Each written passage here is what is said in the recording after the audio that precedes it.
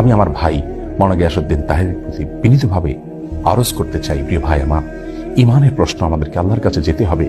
আমরা অন্য যাই করি না করি, অন্তত ইমান হারা হওয়ার মতো কথা, শিরকে আকবর হওয়ার মতো কথা থেকে আমাদের বেঁচে থাকা উচিত।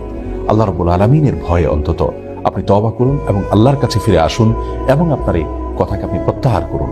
এতে আপনি আল্লাহর কাছে সম্মানিত হবেন, মানুষের কাছেও সম্মানিত হবেন ইনশাআল্লাহ। প্রিয় দর্শক, মাওলানা গিয়াসউদ্দিন তাহেরের সাথে ব্যক্তিগতভাবে আমাদের কোনো বিরোধ নেই, কোনো বিদ্বেষ নেই, কোনো শত্রুতা নেই।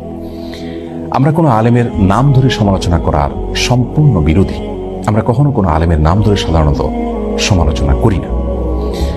বিশেষ করে কোনো আলেম যদি এমন কোনো মত পোষণ করেন যে মতের সাথে আমি একমত নই, কিন্তু তার মতের সপক্ষে কোরআন হাদিসের কোনো দলিল তিনি এমনভাবে পেশ করেন যে কোরআন হাদিসের আলোকে তিনি সে মতটি পোষণ করেছেন, এটি তার একটা বুঝ, তার একটি গবেষণা, এমনটি হতে পারে, তাহলে সেক্ষেত্রে তার বিরুদ্ধে বিষোদ্গার করাকে আমরা সঠিক কাজ মনে করি না। কিন্তু